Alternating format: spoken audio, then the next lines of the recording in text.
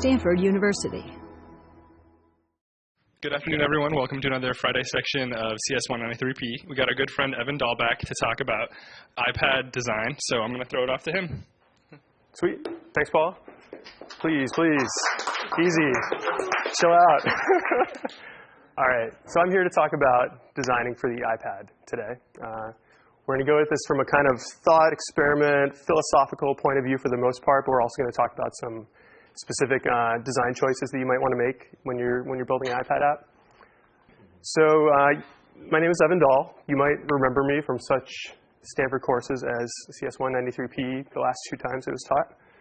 I'm also a former Apple employee. I worked at Apple for almost 6 years, 3 years on the iPhone, on applications and frameworks.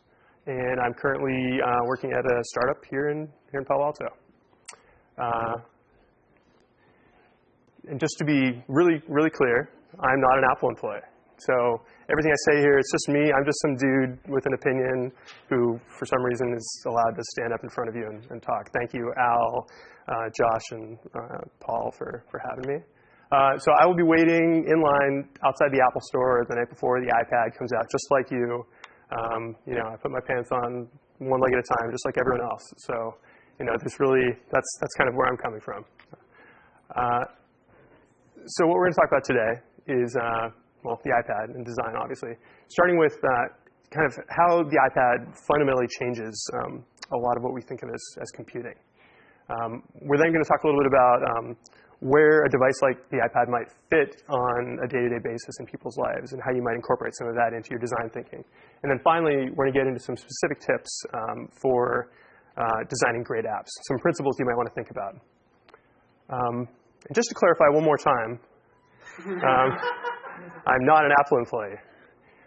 You may refer back to this slide if there's any confusion. I don't know any secrets, and we're actually not going to talk about the iPad SDK in any sort of detail today, other than the fact that it exists. Because of the way the SDK agreement works, you're actually not allowed to discuss it publicly until it's been officially released, unless you can talk about it with other people who have all accepted the user agreement, but not something that we can talk about in great detail in this venue. So that's the gist of it. So let's get into it. How, in my opinion, the iPad changes everything.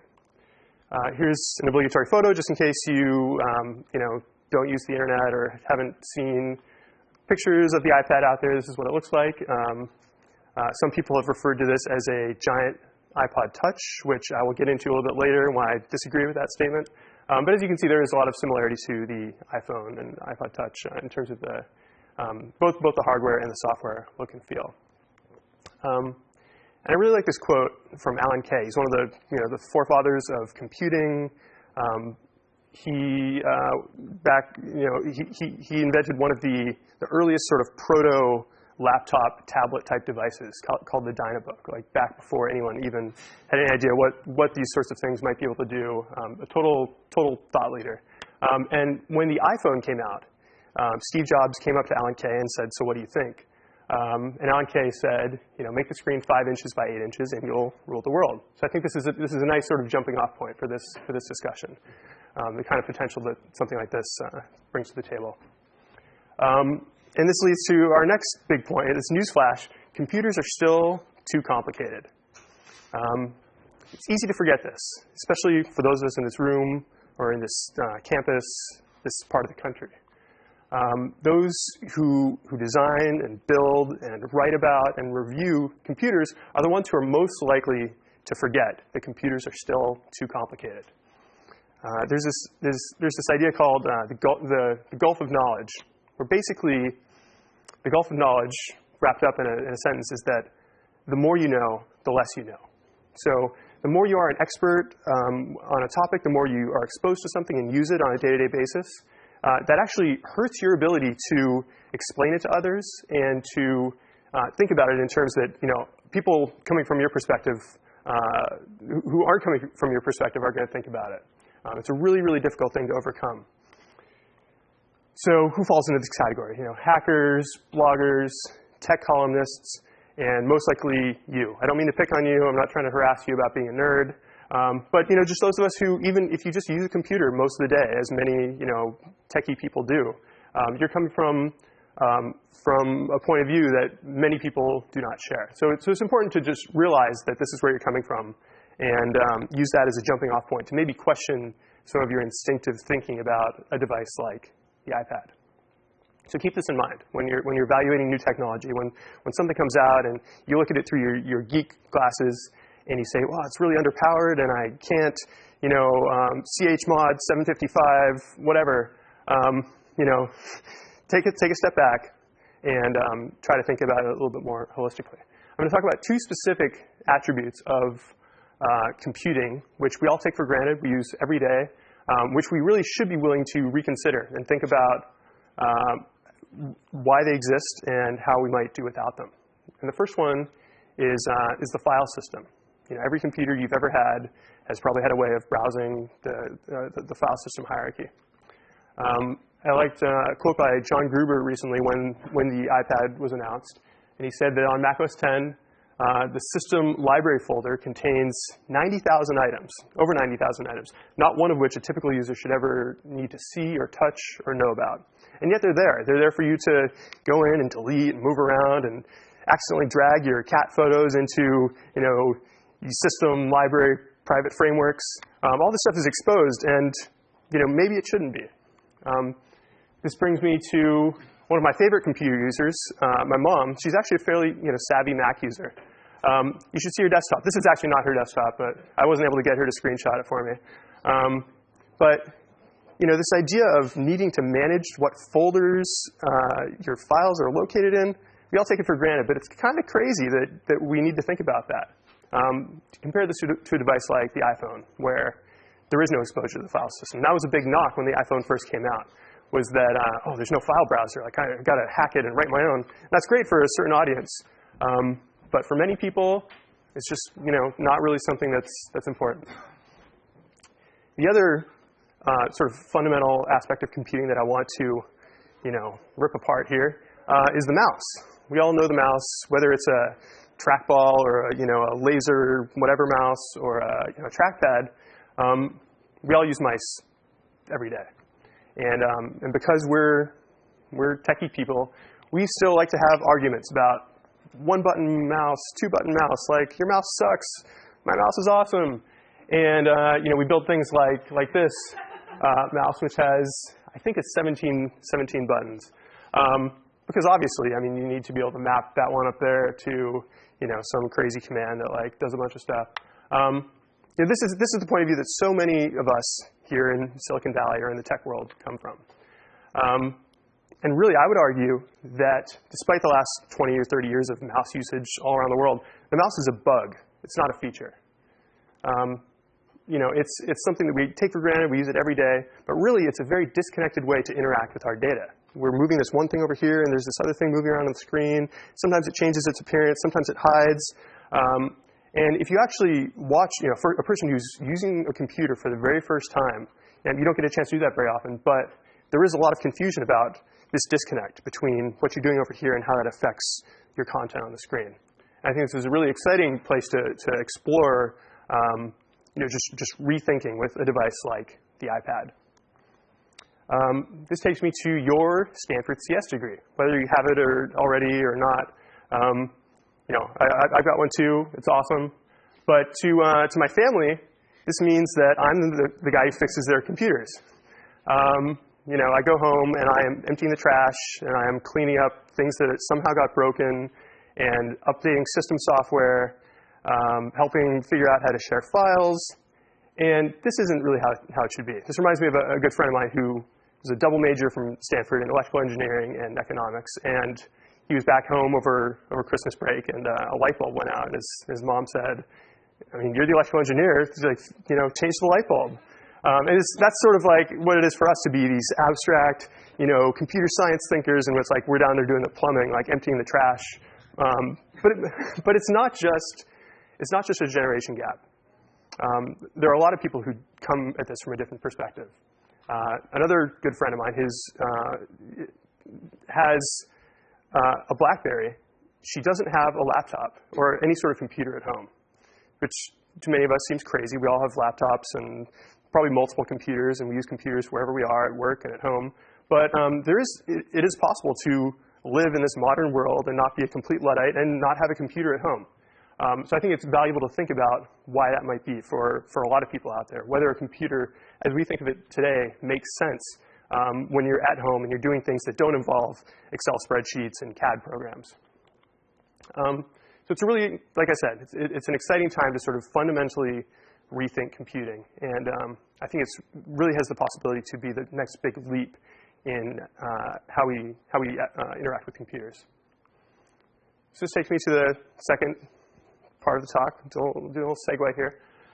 Where does it fit? Where does this thing fit in with your daily life? The kinds of things that you do, the places that you are, and the sort of workflows or the actions that you're trying to perform.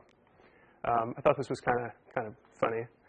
These genes don't actually exist, but it brings to mind that this is not an iPhone.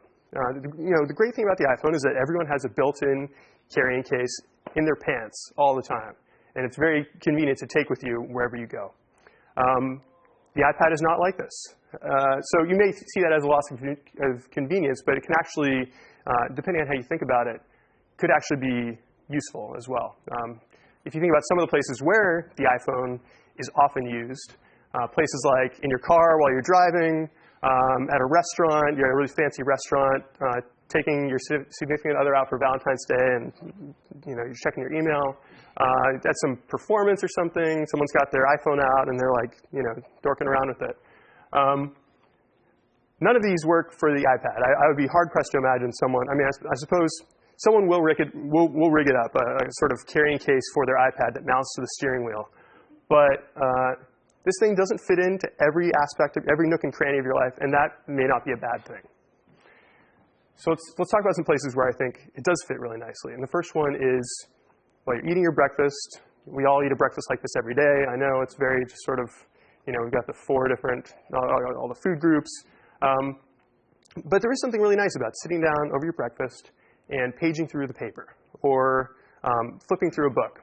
It doesn't really work when you're on a laptop or on a desktop computer. You've got this like hulking piece of hardware sitting there, and you're kind of reaching over your toast and typing, and like you're eating something, and you like log in with one hand and type in your password. There's something really nice about scaling it down a little bit and just having a device that's more meant for consumption, especially first thing when you wake up in the morning. I think the iPad has a really great opportunity to fit in nicely here. I think this is part of why newspaper publishers, other publishers are really excited about the iPad. Obviously because we need to save publishing and figure out how to pay for newspapers and all that stuff. But this specific niche right here of eating your breakfast in the morning is an interesting one. Another place is in your living room, sitting on the couch. If you're like me, you go home, you plop yourself down on the couch, you take your laptop back out of the bag, you start doing your thing. And I think the iPad has a real potential to change that and be a better fit for the types of things that you're doing while you're sitting on your couch, whether it's controlling your TV, communicating with someone, playing a game. Maybe a full-on laptop isn't the best fit. Going later into the day, you've got some friends over, you're having a party, dinner party, whatever.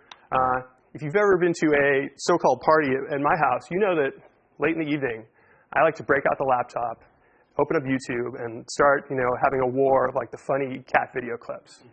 It's a real like rockin' party.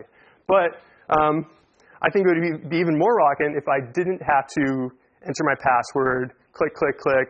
Oh, I've got my Xcode document open. Hang on. It takes it takes a little bit of the air out of your sails. I feel like a device like the iPad could be a much better fit for these types of multi-user show and tell type interactions. And finally, there's more places than we can really enumerate here, but I'm sure people will be thinking of really unexpected day-to-day situations where something like this makes a lot of sense. Whether it's people walking around a hospital, education settings, there's a lot of places where a laptop, for all of its wonder and just like power, maybe isn't the best fit. And going back to the YouTube example, this really brings to mind laptops and iPhones can be very antisocial devices. This may be the understatement of the lecture here. But whether you're using an iPhone and you're kind of zoned in on it and you're tapping away, or you're using a laptop and you're just totally focused in on it, it creates this cone of distraction where you don't really notice anything else that's going on. You're trying to carry on a conversation with someone. I mean, we've all experienced this. And you talk to them, and they're typing on their laptop. You're like, yeah, sure, whatever. And it's a very sort of socially isolating experience. A device that's big enough for multiple people to look at and touch, that doesn't have as much hardware attached to it, I think is really interesting. It's a lot more open. It's a lot more inviting. It's much more conducive to social, like I said, multi-user interactions. Microsoft, say what you want about some of their concept pieces. I think the Surface is really an interesting product. The problem with it, obviously, is that it's large to the point that it's not really practical to take anywhere away from your coffee table. It's also expensive to the point that really no one would consider buying one. But this idea of having two people both being able to look at the same screen and interact with it together is really cool. I see the iPad filling in this sort of role in a lot of places. So multi-user interactions. What are some specific examples of exciting multi-user interactions?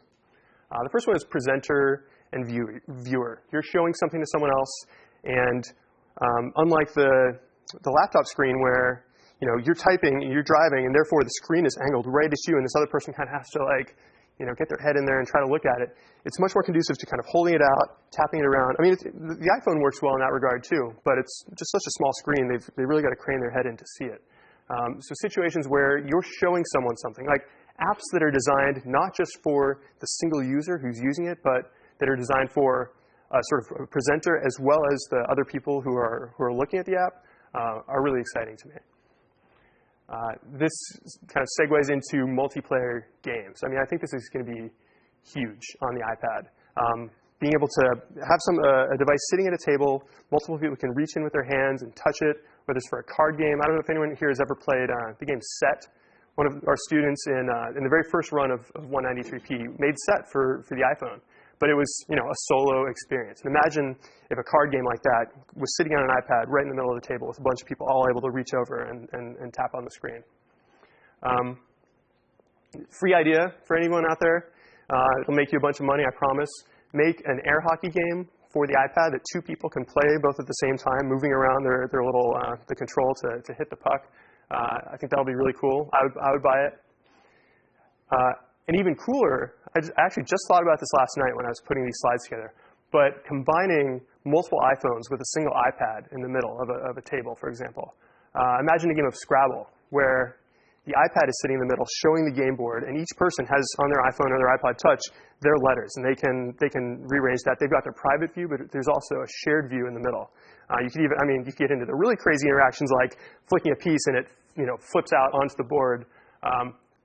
Scrabble is one example of that. I feel like there's going to be a ton of really cool games that could go into this sort of heterogeneous mode where there's iPhones interacting with iPads. And then, of course, multiple touches. The iPhone has always had multiple touches. I think, correct me if I'm wrong, anyone, but I believe the iPhone has had the ability to track 10 touches at a time on the screen. The problem is that the way the screen is sized, if you're fitting 10 fingers onto the screen, it's quite an accomplishment. The iPad screen is sized nicely enough that you can actually comfortably fit, given the dimensions of it, it seems possible to fit both of your hands on it, or even multiple people's hands on it. So 2 hands, 3 hands, 4 hands. I think this is really cool. It kind of brings new meaning to the idea of a keyboard. There's going to be some great music, artistic creation apps that come out of this thing. Dr. Gawang here at Stanford, the folks at Smule, you've seen what they've done on a device like the iPhone. I can only imagine what sort of cool stuff is going to happen for the iPad, where you could, use 2 hands on it. You could hold it up, use it as an air guitar or a little scratchy, I don't know, some sort of jug band instrument, or I don't even know. But it's really cool. So let's jump into the third part of the lecture. We've talked about kind of the perspective that I like to think about the iPad from a product point of view, and also a little bit about some specific use cases where it might be really interesting. And now I'm going to attempt to give you some tips on how one might make a great iPad app. This is just my opinion. These aren't hard and fast rules. They're suggestions that you may wish to follow, which I think could be fruitful. The first one, it's not an iPhone. We'll get these in more depth. The second one is don't break the flow. And the third tip is make it feel real. So let's talk about the first one. It's not an iPhone. This is the quote I was talking about before. Every tech blog out there was like, it's just a big iPod Touch. Like there's this great insight. Like, oh wow, like we discovered the secret, like failing of the iPad. It's just a big iPod Touch. Maybe from a feature checkbox point of view, if this were a product from another company and it came with a box with a big feature matrix and a bunch of green checkboxes, yeah, maybe it shares a lot in common with the iPod Touch. But as we've been talking about throughout this lecture, especially in the sort of the settings where this is going to be used, it's a different beast altogether. So just as when you were transitioning to the iPhone and you maybe had a desktop app that you had worked on before, and it would have been a really bad idea to take that app and just kind of like scale it down, squish it all onto the iPhone screen. That was a bad idea. And the suggested way of dealing with that was actually to use multiple screens in your iPad application. Along those same lines, don't just take an iPhone app and use those view auto-resizing masks, which you all know about because you're taking CS193P, and just scale it up bigger because it's going to feel really weird. There's going to be a lot of empty space on the screen. It's just going to kind of feel intuitively wrong. So look at the system apps and think about how maybe you can begin to show multiple types of data on the screen at the same time. Any of these types of apps that are just scaled up, they're going to stick out like a sore thumb on the App Store when that is made available. They're just going to feel wrong for a device that is sized, that feels like an iPad. So this brings us to the second point, related to the first one, which is don't break the flow. On the iPhone, because it felt weird to squeeze multiple types of views onto the screen, there was this sort of guideline, this suggestion of just keep one view on the screen at a time. So in an app like Address Book, you would have this top-level screen. You'd tap to go in another level, tap to edit. You bring up the phone number, and each of these views is full screen, and they're separate from all the other views. And you're always in one of them at a time. Because you've got a little bit more screen real estate to work with, it's possible to avoid breaking your user's flow. Well, actually, yeah. Avoid breaking your user's flow by bringing up some targeted amount of data in a smaller part of the screen while leaving the rest of the screen intact. Obviously, don't abuse it. Just because you can put more than one type of view on the screen at a time doesn't mean you should. Popovers, as demonstrated in the keynote, you saw them if you go to the Apple website, you watch the keynote video, popovers are all over the place. And popovers are great for modal content. In a situation on the iPhone where maybe you would create a new address book contact or create a new, or pick a photo from your photo album, that always brought you into a full screen view that was just dedicated to picking that photo. Whereas on the iPad, you see here a shot of the keynote application, and you can bring up some peripheral data without taking over the entire screen. And this allows you to avoid interrupting your user's flow in the application. They don't feel like they've been taken someplace completely different. This data comes up, but they're still where they were beforehand, and they can cancel out of it really quickly. It's not this multi-step process to navigate back to where you were. So I think effective use of this popover construct is going to be really, really important for making really great iPad apps. And this leads to another point, which is that full screen transitions, like the horizontal sliding of a navigation controller or the vertical sliding of a modally presented view controller, that feels okay when it's on a pretty small device. If you've got a bigger swath of pixels and all of a sudden the entire screen just flies away and something new comes in, I feel like that's going to be disorienting. You don't see that very much on your desktop either. I mean, you see some animations, but it's not like the entire screen like whips out of the way. It's rare when you see that. So keep that in mind. You're not going to be building apps where you just have a single view that full screen transitions to another single view in an iPad application. If you do, it's going to feel really weird, like that. The final sort of guideline or rule is to really try and make it feel real. Direct manipulation, as I was talking about when I was bad-mouthing the mouse earlier, is a really big deal on the iPad. It's so powerful to just be able to allow your user to touch the data that they want to interact with, directly touch it. An app like the Photos app, this is a screenshot from apple.com, there's no unnecessary controls, there's no indirection, there's no Chrome, there's no pop-ups, there's no select your source from this list and this thing over here will change. You're just dealing with your data. It feels tactile, it feels physical. There are a lot of real-world attributes that are incorporated into these objects that make them just feel like real-world things that you're touching. So tactile, physical interface design. This has been, apps that have embraced this on the iPhone have done really well. Apps like Postage, Classics, ConvertBot that have this really great, it just feels like something, like a real physical object. And this is going to be all the more important on a device like the iPad, where it's a little bit bigger. And if it just feels like pixels flying around the screen, it's going to be missing something important. This leads me to another sub-point here, which is sound design. I don't mean sound like, good design. I mean like actual sounds, audio. Subtle, clicks or little just selective usage of sound really helps to make things feel more real when you're using them. If you've used apps like ConvertBot or Classics, and they have realistic page rustling sounds or click, click, click, click, click when you spin something around, that goes a long way toward convincing your user that it feels like a real, convincing your user that it can be treated like a real physical object. Animations. The iPhone is all about animation. I mean, you think about the cell phone that you had before you had an iPhone. If you're like me, you would press menu and you would navigate through some stuff, and every time you would navigate an additional level, the entire screen would just change and the new thing would appear.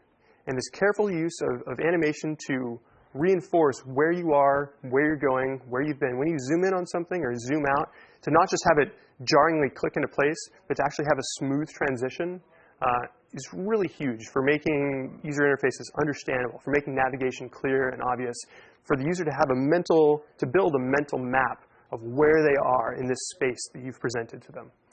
So animation is really great for that. It helps things to feel connected, more whole, more understandable. And it's fun. There's animations on the iPhone that I just, they don't serve any specific purpose other than to make me smile a little bit when they occur. Or even things like, when you're scrolling in a list and you get to the end, it has that rubber band feel.